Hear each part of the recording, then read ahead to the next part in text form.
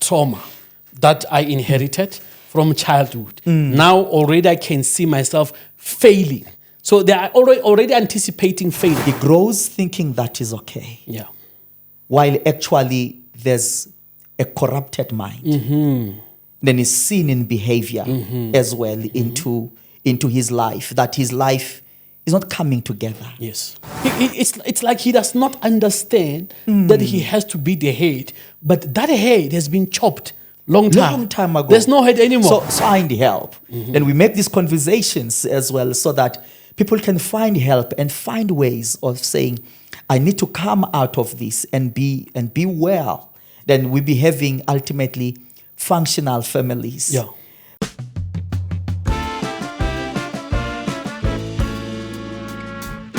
Greetings, everybody at home. This is Insightful Exchange. This is Lemza, and we really appreciate God for the journey that which He has really walked with us so far. It's our 4th episode, and we are so appreciative of your feedback unto us from the first episode, that indeed you are getting impacted and you really get informed and your life gets transformed and it changed. And it really excites us to really get those feedbacks and then for getting into watching what we are getting with you.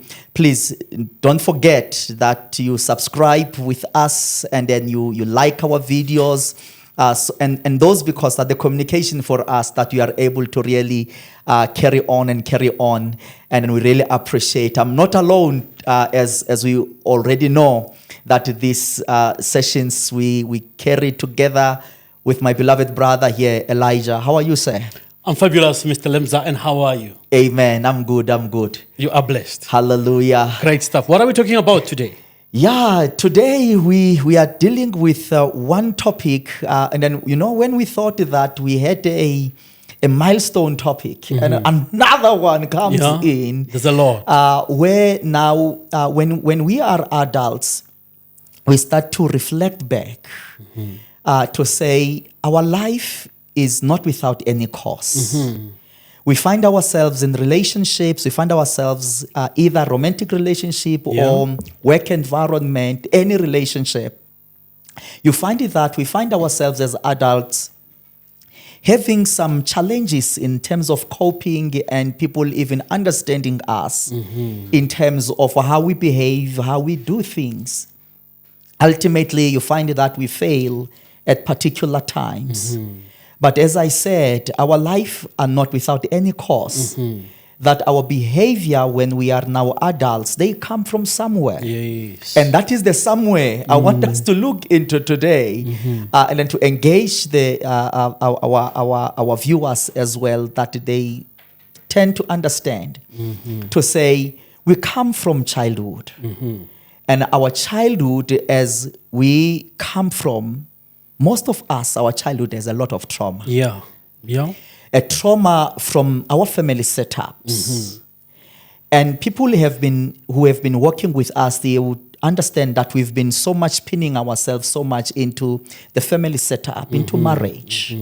And then it's God who knows why we deal into this so much. To say, children grow into families that which are not well organized, if you may, that which ultimately cause trauma. And then, as we know that the childhood trauma, it surfaces from a number of elements. And I want us to look into that today, that there are a number of elements that in one session we cannot really broaden that, all of those elements. But what we are looking into basically today probably is two aspects of it. Is the marriage under which children grow, that which are not functional. And the number two is the result of the broken marriages, where there is divorce, and then the impact of that, then it brings that. That there is trauma then in the lives of those children. So I want to hand it over to you, that if you can elaborate further for us those traumatic experiences, and probably looking into What happens in these marriages? Either when the couple is still married and there are complications that which affect children. Can we probably start there before probably we get into the second element of it, that when now this relationship does not work and then now there is a divorce and then what are the impacts of that? Yeah, I know. Yashis.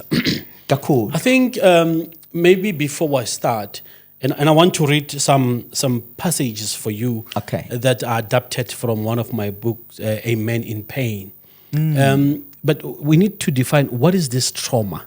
Yes. When somebody says, I'm experiencing childhood trauma, what are they talking about? Now, to make it easy for our viewers, childhood trauma is any event that causes fear, that causes harm, and that causes danger to a child. Now, what happened is that an event like that usually gets stored in your subconscious mind. Okay. Now, what your brain does, your brain is aimed at protecting you.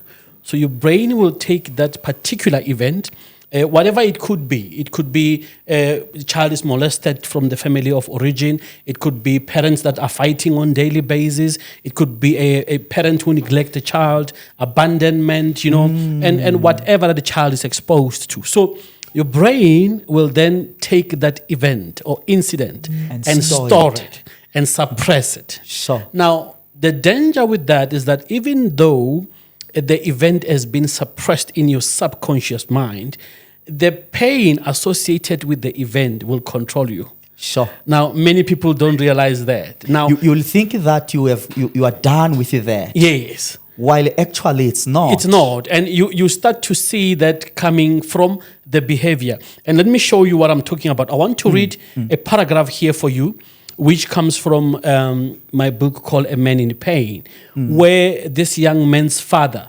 left him and the two sisters and the mother. But what happens is that the father says to this young man, he's 5 years old. Okay. He says, my son, I want you to take care of your mother and sisters. Listen to what he says. He says, I was only a 5-year-old child and I was not ready to take care of anyone else. Moreover, I couldn't even take care of myself. I wanted him to take care of me. I wanted him to take care of my mother and sisters and not to burden me with such a huge responsibility. He further goes to say, all I wanted was for him to be my father, my hero, and my role model. Little did I know that I was seeing him for the last time. He says, that day he left and never came back. I felt rejected right there.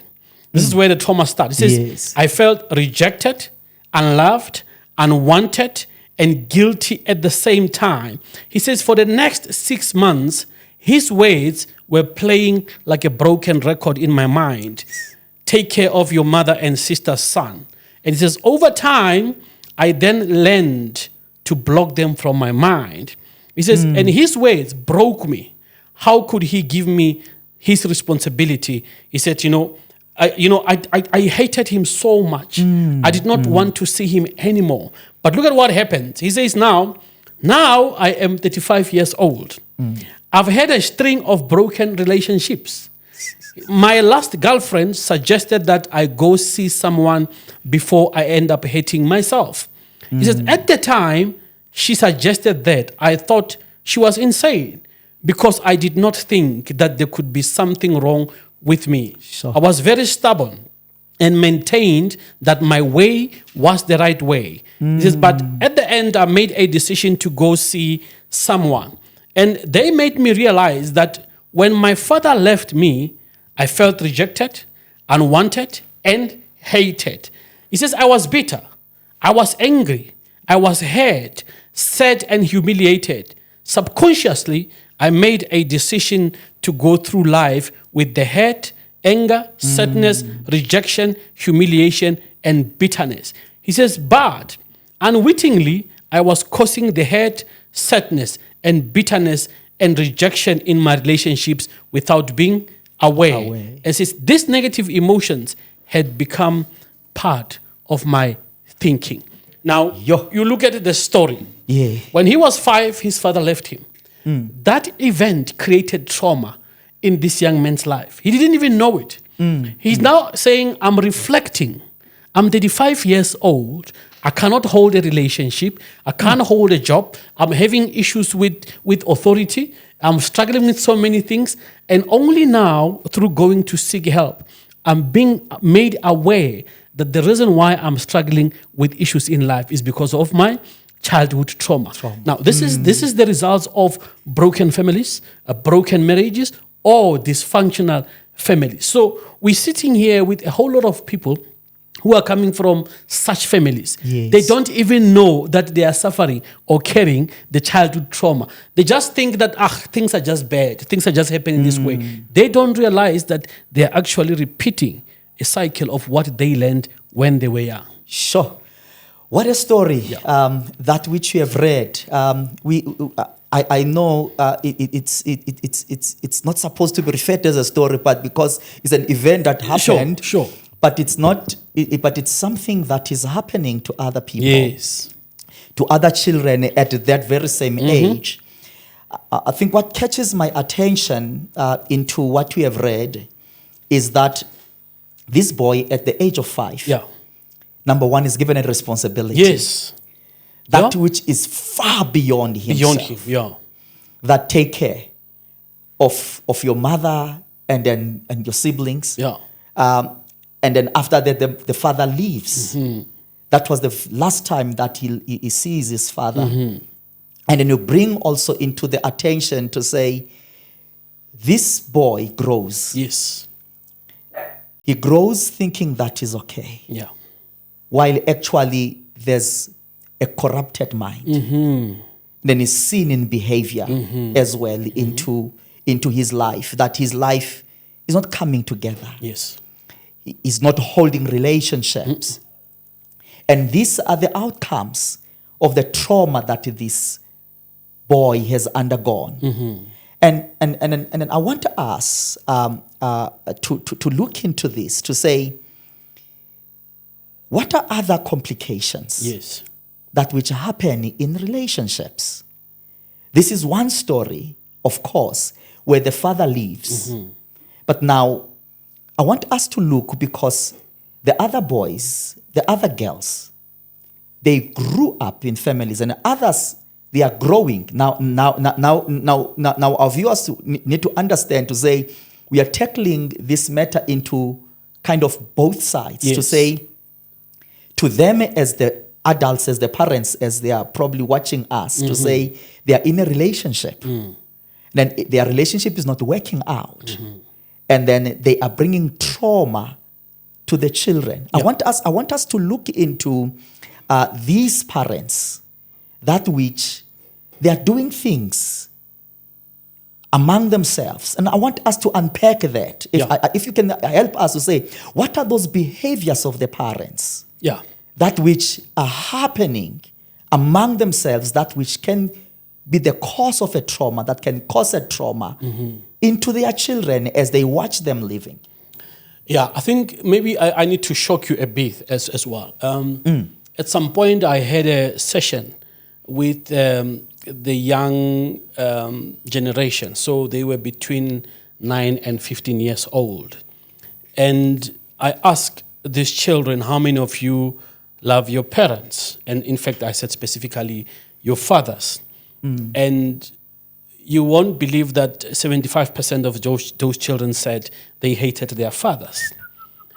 And as shocked as I was, but I wanted to obviously prod further to understand these children at this age, how can they hate their fathers? And one young man stood up and said, let me justify, my response. I don't just hate my father, but my father comes home late and most of the time drunk.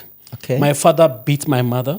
My father sometimes would drag my mother out of the house at night, And, sometimes my father would make sure that we do not eat. And my mother will have to struggle, for us to get money from him. And, I've got difficulties relating to my father. Yes. And he keeps telling me that he is the head of the house. And I look at him and I'm wondering if this is what it means to be the head of the house. And he said, if this is what it means, I then don't want to be the head of any house. Now, listen to what this child is saying. Now, already, without the parents realizing, this child has made a decision to not be the head. So now, at some point, he's going to have to grow up. When he grows up, he'll be expected to be the head. But because of fear that if pressure mounts, then I cannot become that head which I'm required to be, what's going to happen? There's a high chance that the child will resort to alcoholism. Yes. So that he does not have to take the responsibility of becoming that great man.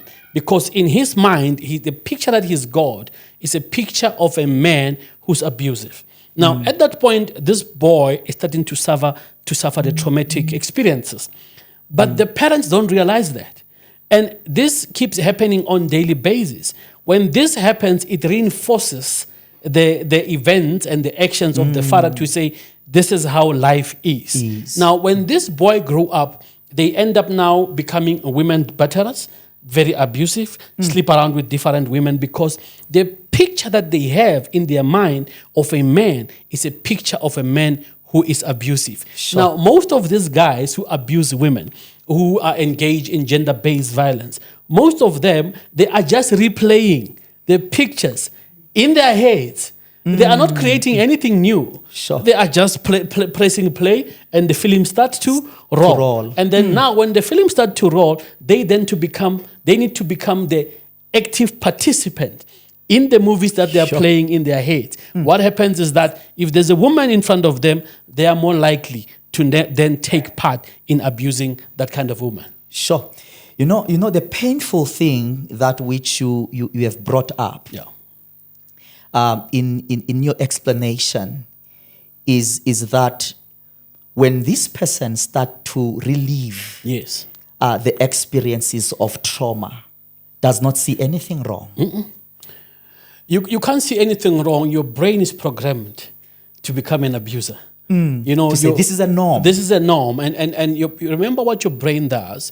It keeps a record of all the experiences that you go through. It keeps memories of all the experiences. So in order for you to do away with that, you have to be intentional and really start to work on your mind or your brain, to make sure that these experiences are replaced by better experiences. Now, unfortunately, most people in their lifetime, they don't get exposed to better experiences. Instead, they go through the same experience and the same experience, and until they start to actually create the experiences themselves.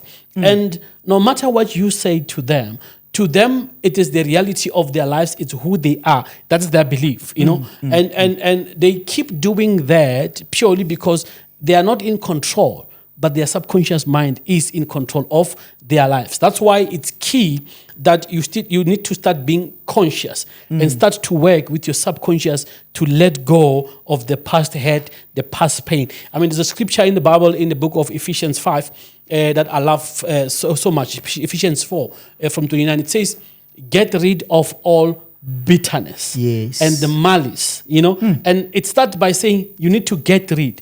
Before you can rush to the point of forgiveness, you need to start by getting rid. Yeah, and usually many people don't realize that there is a whole lot of things that they need to get rid of that are stored in their subconscious that are not really helping them but working against them. And then what the brain then does, because your mind is created to keep you safe. Now, they start to use that as defense mechanisms. And they start to rationalize the behavior. So they go into relationships, for example, to look for mistakes so that the perpetrator inside can be released and cause harm to the next person. Sure. Hey, man, you really unpack here. you really give us sea of information. Yeah. But because the truth is, in what you are saying, and then as I just emphasized to say, God says, my people perish for the lack of knowledge. Yeah. And we are here to give information and knowledge that people know how their minds, their brains operate. Yeah. You say, God have created us in such a way that the brain or the mind, however Yeah. you would want to use that, it wants to assist us that we survive. Yes. Hence, then it will kind of suppresses Yes. certain events, Yeah. so that you can continue with life. Yes. But now, what I'm picking up from you is that is the most dangerous thing. Yeah. That which happens to a person, Yeah. where your mind really forces itself to make you survive, Yeah. by suppressing some events, but now in your subconsciousness, then it creates behavior.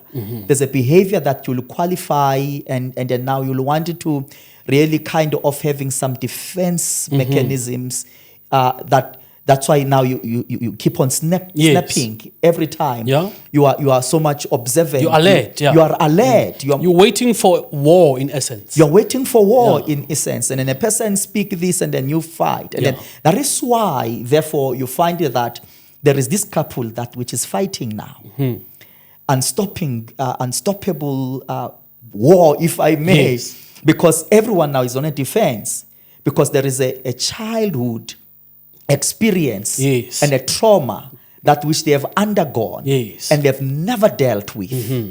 And then this calls to say, this couple, they must look into this to say, why do I behave the way? But now, I think what we are doing here, and then what we have brought in, is to bring the attention of this couple, or either both or one, to pause and look into himself or herself to say, who am I?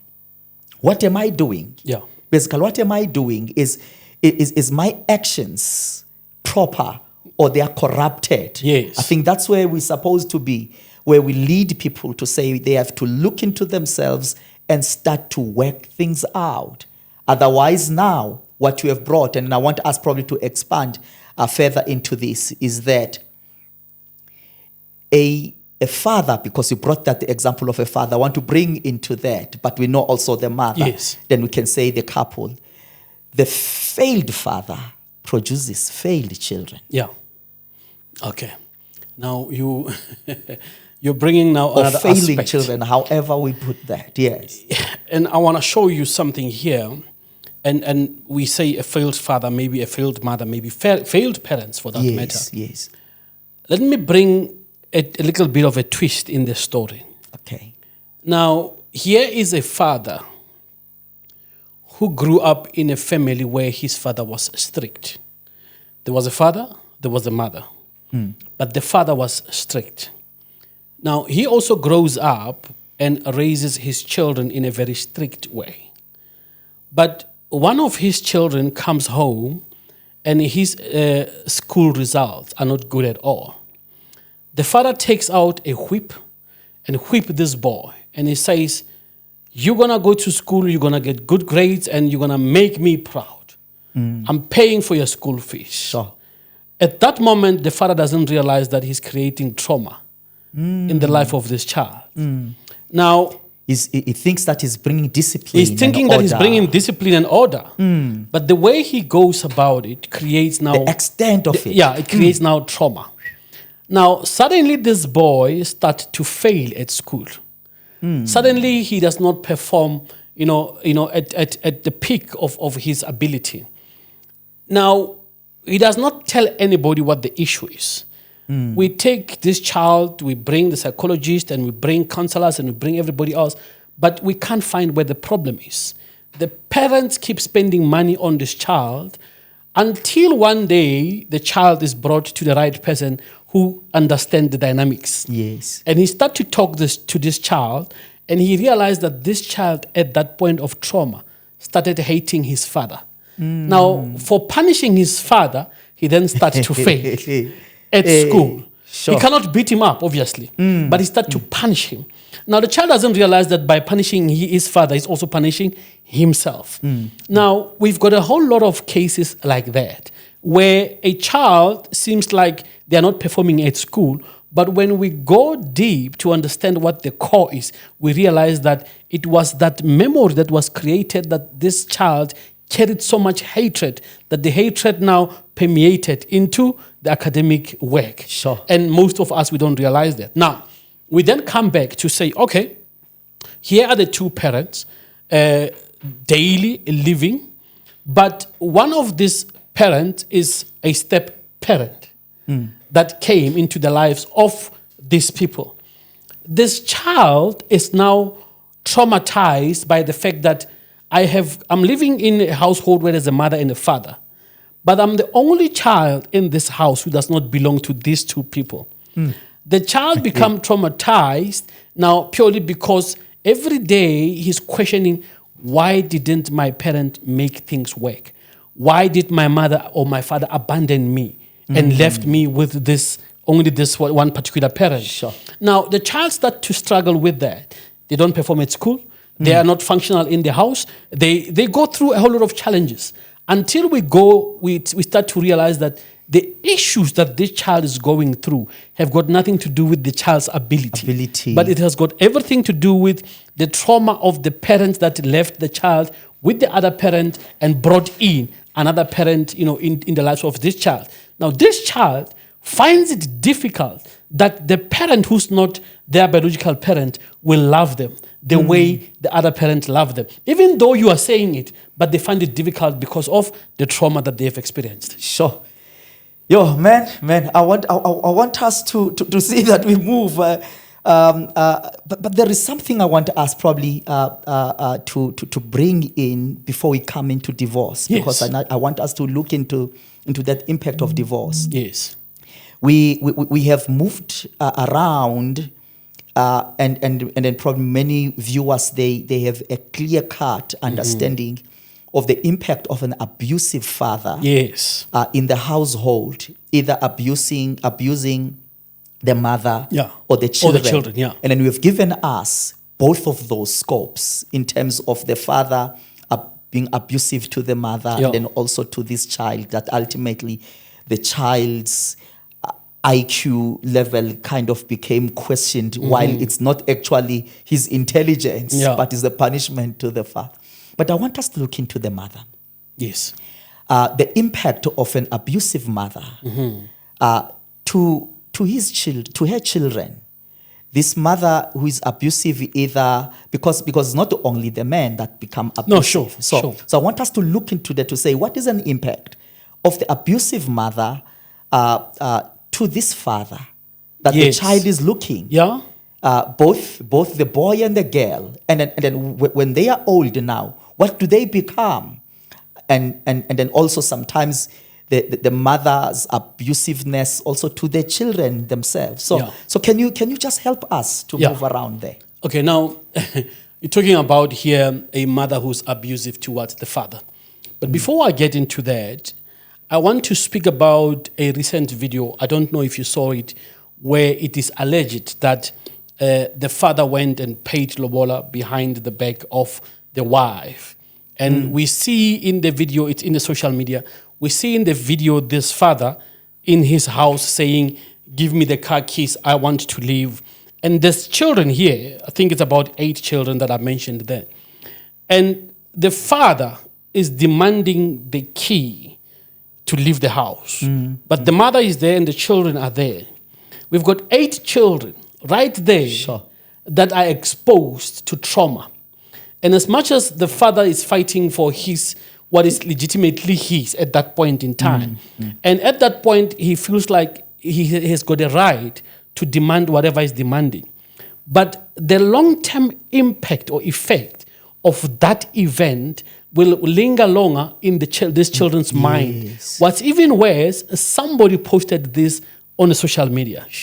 These children will be reminded over and over of this trauma that they are suffering. It is the same situation where the mother is abusing the father and these children are watching. Now, you might want to ask, how would a mother abuse the father? It's very simple. You find that this mother sometimes is the one who's in charge, so they can speak anyhow to the father. You are just sitting at home doing nothing. You are just a good for nothing man. Men are hustling out there. You are sitting here. And these children are listening to this. Now, you're going to be shocked that these things are not even done by people of the world. They're done by the Christian women that goes to church, that take these children to church every Sunday. Now, these children are looking at this man who's been reduced to a little boy. Sure. That they now start to see themselves in this little boy called their father. They, at that moment, they start to get scared as boy children to say, do we want to grow up to be subjected to that? Sure. That when they grow up, they start to become boys again in their marriages where they're supposed to become matured men because of the fear that if I make a mistake, I'm unable to provide, I'm going to be reduced to this. So already they are anxious when they're growing up. They are suffering from all sorts of things. So instead of committing to one person, it's safer for them to be around a couple of girlfriends, because if I get committed there and I treat it like that, no ways, I'm not taking that. Man, you are bringing something here. So this could be one of the reasons why marriages fail. That's one of the reasons. Trauma that I inherited from childhood. Now already I can see myself failing. So they are already anticipating failure. That's why when you hear that, a high number of suicides are committed by men, it's not because of what happened at that point. It comes way back. It has been brewing for a long time. It came at the point where they realized, no, this cannot persist beyond this point. Yes. I'm stopping the pain I'm experiencing here, which I inherited as a young man. And then now you say this boy, when he's old, he remains a boy. He remains a boy. In the relationship. He remains a boy. That's why, go today, speak to most women. That the biggest challenge they have is that my husband behaves childish. My husband, it's like he does not know whether he's in a marriage or what. I have to tell him this. I have to remind him this. He's always with friend. He's always doing this. He's squandering money. It's like he does not understand that he has to be the head. But that head has been chopped long time ago. There's no head anymore. So when this man looks at his wife, he actually sees the mother. The mother. Now he sees that mother who was abusive. And sometimes not a loving, caring. Not a loving, caring. Yeah. But the difficulty here is that when you are growing up under a mother who's like that, even when your wife is trying to show you something that they don't like, immediately you are not addressing your wife, you are addressing the abusive mother. You defend yourself already, from the wife, because you are thinking, you are not going to do that to me. In fact, you hear most men saying words like, you are not my mother. And you are the poor woman is sitting there thinking, hey, but what have I done? Because I was just addressing the issue of late coming. Now, when the guy says, you're not my mother, he's not talking about the late coming issue. He's talking about the trauma that he saw the mother perpetuating on the father, defending himself from that. Sure. Man, I know we have a serious a challenge with GBV. Yes. In South Africa, where these men ultimately, some of them, of course, they retaliate to the extreme. Yes. On the words that which you have spoken. Yeah. I think the words you have spoken, which says, when a man arrives to say, you're not my mother, that is, it tries to be mature. It creates superiority. Yeah. But now this superiority comes with a fractured masculinity. Yeah. And then the fractured masculinity would then become physical to this woman. Yes. That which he's married to. Then now it starts to fight over, because you say, now you're not my mother, I have to respond, I have to be physical on that, of which this is a thing that we want to really cut its head. Yes. To say it cannot be like that. It cannot be like that. You cannot come into that physical. Find someone, find help. And we make these conversations as well so that people can find help and find ways of saying, I need to come out of this and be well, then we'll be having ultimately functional families. Yeah. But now, man, I want us to check, to say, how can we deal with this? Yeah. How can we deal with this? How do we help? Number one, I know this topic, it's dicey. It has many sides on it, that which probably we could not just bring everything for now. Yeah. But how do we speak to this couple? Yeah. That which, let's say, it's a toxic couple, that which toxifies the children. That here they know that things are not going well with them. And then this it becomes so much clear even to the children that things are not well. How do we help this couple for the sake, not only for their sake, but for the sake of these children, that these children, they do not grow under this trauma? Yeah. And you'll see, Lems, that there's this book called A Man in Pain. Men in Pain, yes. A Man in Pain. And I'm saying here... People must get this book. They must get this book. They must get this book. Yes. And I'm saying here, the overlooked plight of men. And this is, I think as a society, we tend to overlook the problems that men are facing. And I'm speaking specifically here about men. Yes. And you're going to be shocked that most of these men are actually molested in their families of origin. So they grow up already carrying a sort of pain that they cannot talk about. Now, they want to take this pain out to somebody, onto somebody. And that's why we have high, rates of rape. That rape does not happen at the moment when somebody sees a woman. And there is a perception that people who are wearing miniskirts are the ones who are going to be raped.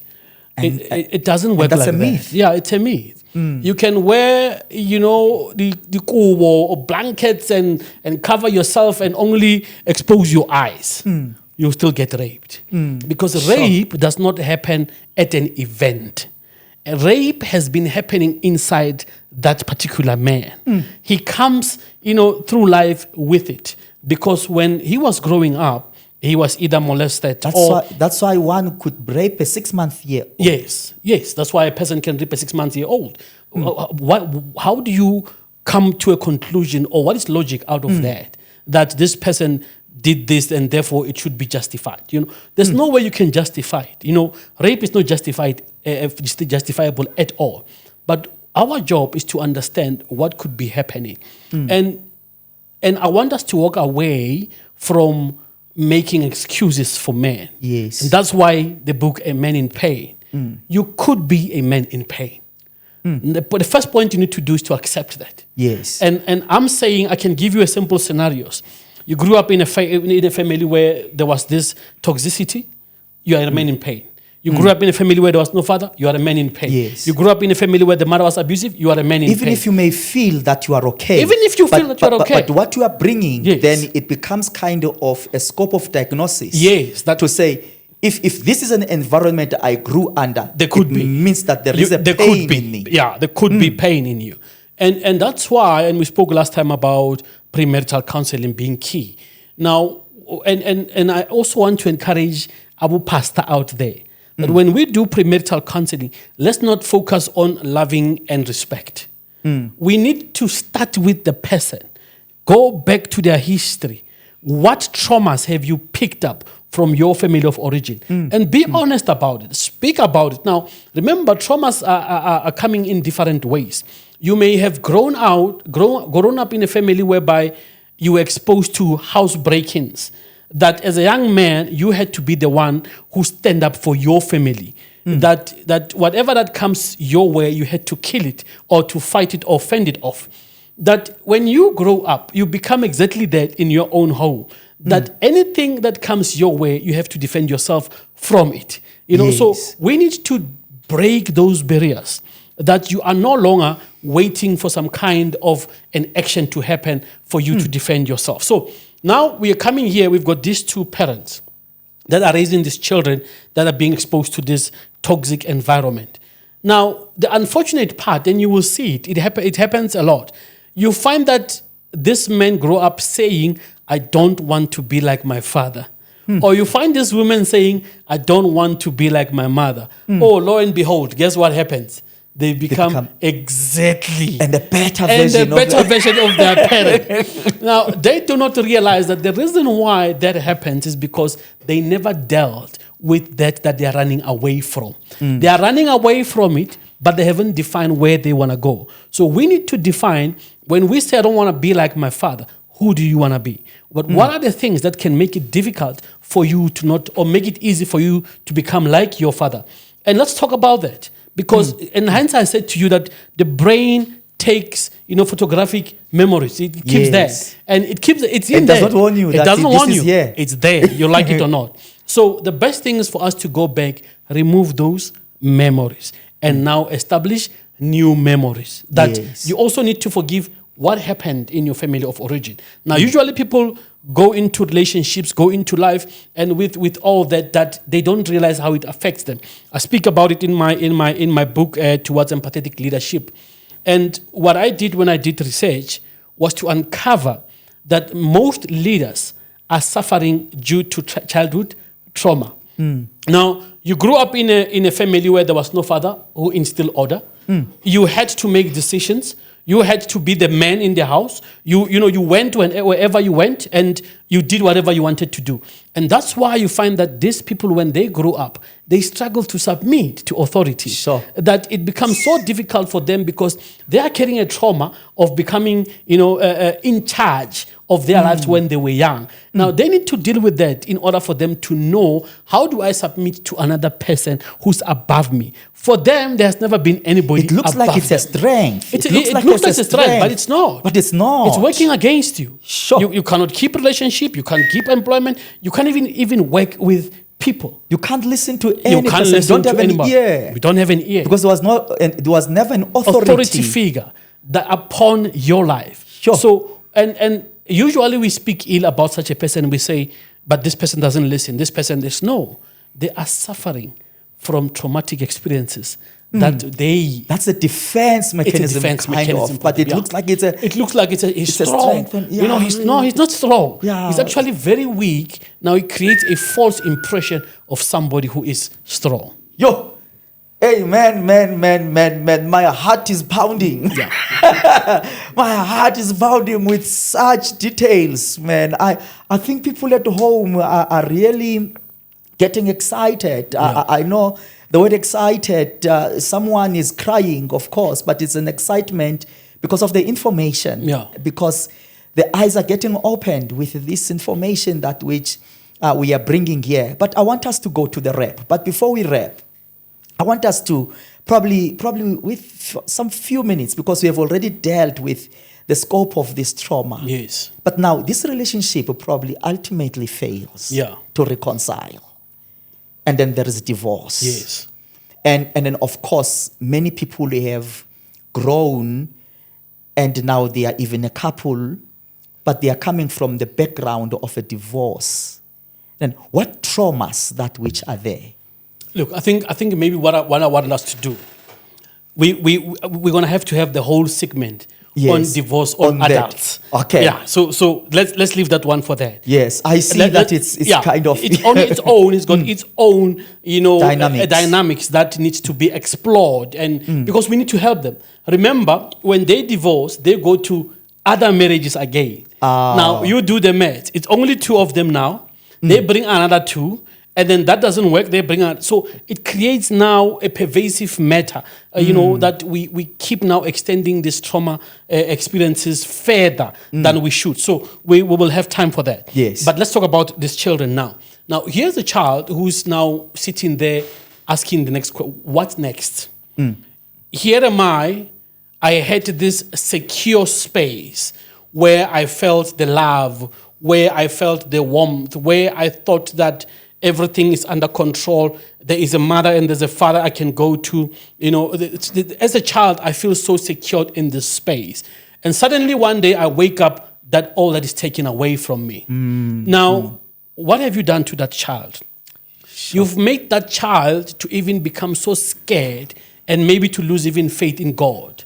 To say, if you take such a thing that created so much security for us, what more can you take away from us? Now, these children now become suicidal sometimes, and parents don't realize it. That's why when parents come to me, that's how far divorce can go. That's why when parents come to me and they say, we find that our child was cutting himself or herself, he's locking himself or herself in the room, he doesn't want to go out and so forth. And I say, bring the other parent. Let's find out what happened. And you realize that that divorce created so much fear for this child that there's nothing left for them to live for. I've had children who came to me and said, when my father left, I felt like a part of me died. And I did not want to experience that pain anymore. He says, you know, as much as we had, you know, they exchange weekends with us. But he says 2 weeks seemed like a very long time for me to go see my father. He says, I intentionally didn't even want to call him because hearing his voice killed me daily. Because why should I hear his voice while he's on the other side of the world, while I'm on the other side of the world? Why can't he be here with me? Why can't he be the one, you know, tucking me to bed at night? What is it that they did so much that they could not think about us when they made this decision? So you listen to these children speaking, you want to cry because as parents, we're thinking about ourselves. You know, no, I don't want this marriage. That's it. And you know, people think that the divorce happens at the court. Divorce don't happens at the court. They happens in the bedroom. You know, when we start to take each other for granted, when we do not pay attention to each other's needs, you know, when we do not understand the union that God has given us, we already working towards this divorce. And the moment we do that, we are saying we actually don't care about our children. We don't care what they experience, what they feel. But that has got more harm than 500 men breaking into your house to steal your money and your TV. Man, what parents do not understand in their conflict and ultimately in their divorce, I'm just walking on your footsteps. It's that how they view each other. It's not how these children view them. No. The children, they see them as their heroes and their heroines. They see them security, as protection, life, great things, you know, utopia. So these children are seeing more than just two human beings. You know, when the mother sees a useless father, the son sees a hero. When the father sees a useless wife, the son sees a queen of the palace. Now you even hear how these children relate to their parents, you know. But what's even key is that the child wish is to see their parents together. They love these parents together.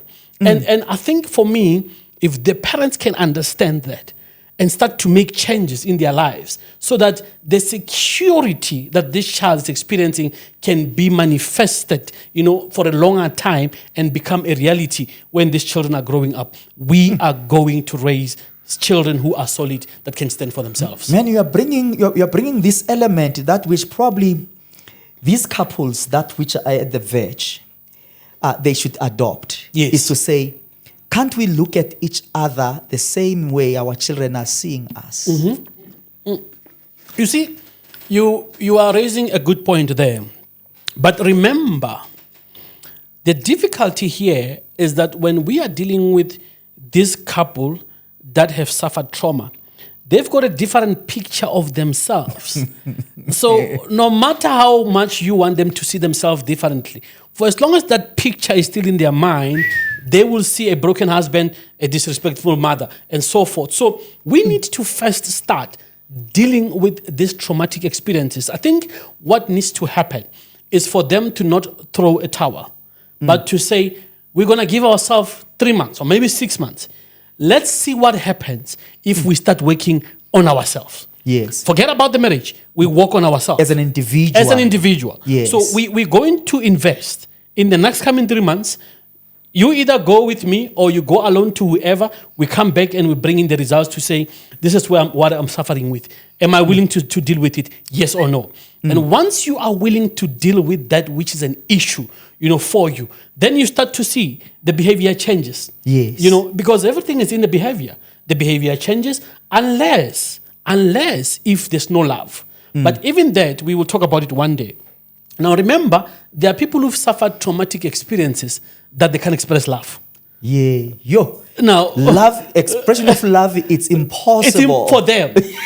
So their definition of love is marred with so much pain that for them to show you love, they give you pain.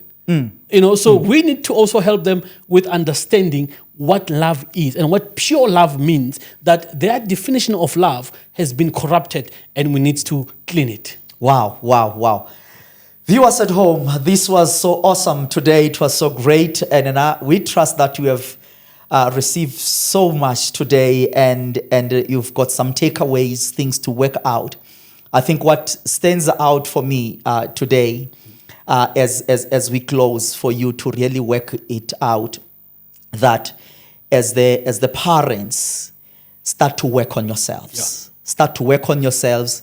Stop a little while in looking into your husband and looking into your wife and look into yourself and say, where am I coming from? We have given some scenarios in terms of what are the events that which could be the impact of the trauma into your life. You look into that to say, okay, these are the things. It becomes better that people start to jot them down. Right? Don't process it just in your mind. Write it down so that you can have the trail of information in terms of where have you been in your life. So have that kind of information, and then get someone to speak with. Yeah. And then let it be a mission for both of you to say, we know our relationship is in the rocks and it looks like we are crashing. It's not going to come.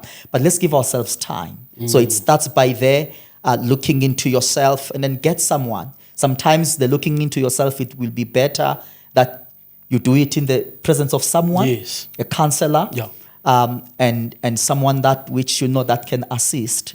Then you get to that person, and then you go through that process, that you heal yourself, that you get re-established, that you start to see the things that which you thought that they were right, that actually they were wrong. You had a very fractured mindset that which needs to be corrected. And that's what we are saying today. I don't know if you've got any last words. I'm not going to say much. I'm just going to say that if you are on the verge of divorce, maybe wait a bit. Maybe get some help. Maybe give us a call.